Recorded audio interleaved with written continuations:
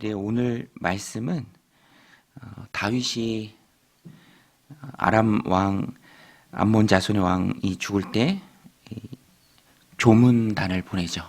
선의를 베풉니다. 나하스가 죽자 조문단을 꾸려서 보냅니다.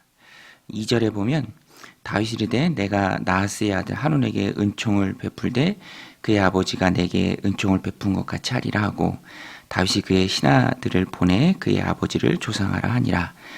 다윗의 신하들이 암몬 자손의 땅에 이름에 선입니다. 지극히 선이죠. 그래서 조문단을 꾸려서 다윗 자신이 받았던 그런 은총을 갚으려는 마음에 조문단을 꾸려서 보냅니다.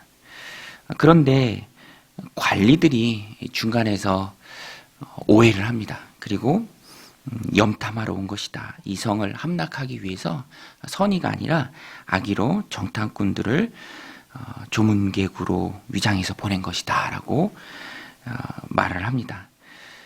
또 왕은 그 관리들의 말을 수용하죠. 그래서 책임지지 못할 일을 합니다. 무슨 일을 합니까? 조문객으로 온 사람들을 크게 모욕을 하죠. 오늘 말씀 4절에 보면 3절에 보면 암몬 자손의 관리들이 그들의 주 한온에게 말하되 왕은 다윗이 조객을 당신에게 보낸 것이 왕의 아버지를 공경함인 줄로 여기시나이까. 다윗이 그의 신하들을 당신에게 보내 이 성을 엿보고 탐지하여 함락시키고자 함이 아니니까 하니 이 한온이 다윗의 신하들을 잡아 그들의 수염 절반을 깎고 그들의 의복을 중동복까지 자르고 돌려보내매. 굉장히 큰 모욕입니다. 심한 모욕이죠. 전쟁을 불사하는 모욕이죠. 나중에는 이런 일이 자기들이 행한 일이 전쟁을 감수해야 될 일임을 본인들이 깨닫고 전쟁 준비를 하죠. 그런데 굉장히 무모한 행동입니다. 이런 일들을 악한 자들이 중간에서 나서고 또 왕이 그것을 수용해서 결국에는 전쟁이 일어나게 됩니다. 이런 오늘 말씀을 보면 우리 신자들 삶 가운데 이렇게 적용할 수 있습니다. 내가 선의를 가지고 사람들을 대해요. 선의를 가지고 관계 속에 나아갑니다. 그런데 세상이 그 선의를 악의로 갚을 때가 있죠. 나는 도와주려고 하고 나는 위해서 한 일인데 그것을 고지고대로 받지 못하고 오히려 자신 마음에 있는 악한 것 때문에 그것을 악하게 본다라는 것입니다. 그리고 공격적으로 나오고 또 적의를 품고 대한다라는 것입니다. 오늘 말씀과 똑같은 일들이 이 땅을 살아가는 그리스도인들에게 또 있을 수 있습니다. 그때 우리는 어떻게 해야 되는가? 오늘 본문을 통해서 우리가 메시지로 붙잡을 수 있는데요. 세상의 도전, 선의로 되어 있지만 그것을 악의로 받아들이고 또 악으로 갚으려 할 때 믿는 자들은 어떻게 대처해야 되는가?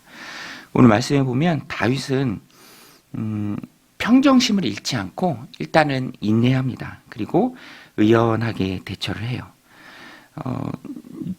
주목해 볼 것이 그런 자신의 신하들이 모욕을 겪었을 때 다윗이 어떻게 반응하는가입니다. 다윗이 어떻게 반응합니까? 일단은 인내하고요. 또 감정적으로 하지 않습니다. 오히려 자기 사람들을 위해 주고요. 살리는 일에 이제 다윗이 앞장서죠. 그 말씀이 5절에 나옵니다. 5절에 보면 사람들이 이 일을 다윗에게 알리니라. 그 사람들이 크게 부끄러워하므로 왕이 그들을 맞으러 보내 이르기를 너희는 수염이 자라기까지 여리고에 머물다가 돌아오라 하니라. 이게 다윗의 첫 반응입니다. 감정적으로 대하는 것이 아니라 지금은 모욕을 당한 자신의 신하들의 수치를 감춰주는 일이 중요하죠. 이런 모욕을 당하고 수염이 잘리는 그 당시에 있어서는 굉장히 큰 모욕인데 그 수치를 몸에 안고 그대로 이스라엘로 돌아오지 않도록 사람을 보내서 조용히 그들을 수염이 자라기까지 여리고에 머물다 오라라고 일러줍니다. 세상은 싸우자고 덤비지만 일단 다윗은 인내하고 또 살리는 일에 앞장섭니다. 침착하고요. 또 신하들을 보호하죠. 오늘 우리도 내 감정을 격동시키는 일을 만났을 때 첫 번째로 먼저 해야 할 것은 감정적으로 대하지 않고 침착하는 것이죠. 그리고 우리는 믿는 자들이니까 먼저 하나님 앞에 기도하는 것입니다. 그리고 될 수 있는 대로 살리는 일에 나아가는 것이죠. 우리의 싸움은 혈과 육에 대한 것이 아닙니다. 그 이면에서 이제 부추기고 또 넘어뜨리려고 하는 악한 권세자들, 즉 마귀에 대한 싸움이죠. 어둠의 권세에 대한 싸움입니다. 그것을 우리는 잊지 말고 지금 이 일의 이면에 누가 있는가, 누가 가장 좋아하겠는가, 내가 감정적으로 대하면 그것을 우리는 먼저 생각해야 합니다. 그리고 내가 이 가운데서 행할 수 있는 작지만 살리는 일이 무엇인가. 다윗은 신하들이 부끄러워하지 않도록 그들의 체면을 지켜줍니다. 체면을 살려주죠. 이렇게 감정적으로 대하지 않으면 이후에도 쭉 지혜롭게 대처할 수 있습니다. 오늘 본문에 보면 암몬 자손들은 자기들이 알아요. 크게 잘못했다는 것. 그래서 다윗은 가만히 있는데 자기들이 먼저 전쟁을 준비하고 또 외인 부대를 창설합니다. 6절에 보면 암몬 자손들이 자기들이 다윗에게 미움이 된 줄 알고 암몬 자손들이 사람을 보내 벤노원 아람 사람과 소바 아람 사람의 보병 2만 명과 마아가 왕과 그의 사람 1,000명과 돕 사람 2만 2천 명을 고용한지라. 돈을 주고 사람들을 사서 고용합니다. 자기들이 오히려 더 발등에 불이 떨어졌죠. 자기들이 악한 일을 하고 또 자기들이 또 전쟁을 준비합니다. 그런데 이 모든 일이 뜻하지 않게 또 주변을 평정하는 일이 됩니다. 그래서 다윗은 주변 나라들을 다 평정하고 또 우뚝 서게 되죠. 본인들이 이런 악한 일들을 꾸미고 또 전쟁에 나가서 패하게 됩니다.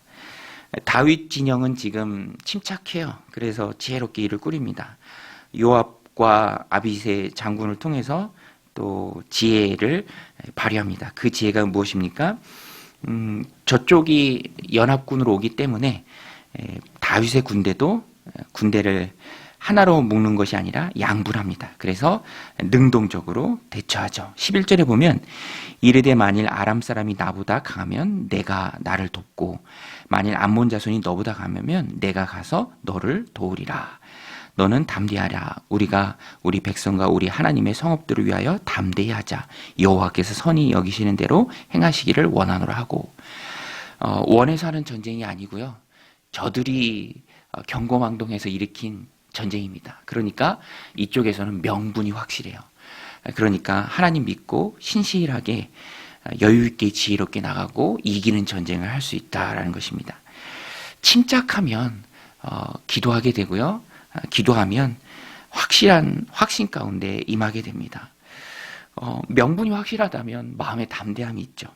명분이 없다면 아무리 돈 주고 사람을 고용하고 전쟁에 나간다고 할지라도 패할 수밖에 없다라는 것입니다.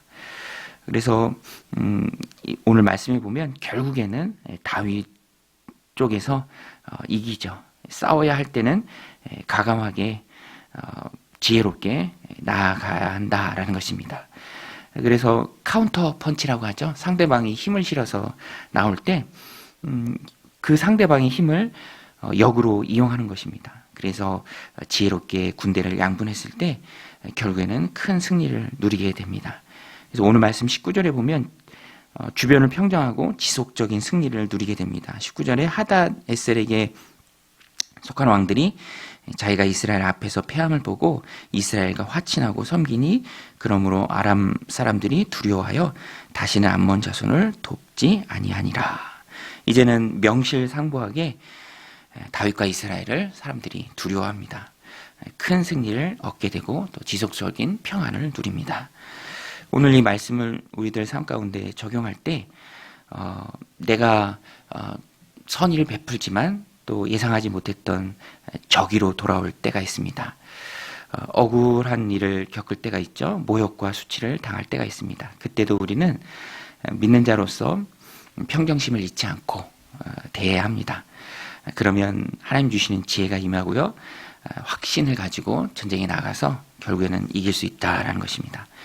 오늘 이 말씀 마음에 새기고 세상이 우리를 향해 도전할 때도 우리는 믿는 자로서 침착하게 먼저 하나님 앞에 기도하고 또 살리는 일에 앞장설 때 하나님이 큰 지혜 주셔서 세상을 이기는, 믿음으로 세상을 이기는, 세상은 저기로 나오지만 우리는 믿음으로 그 세상을 이기고 승리하는 그런 오늘 하루 되시기를 주님의 이름으로 간절히 축원드립니다. 우리 같이 말씀 붙들고 함께 기도할 때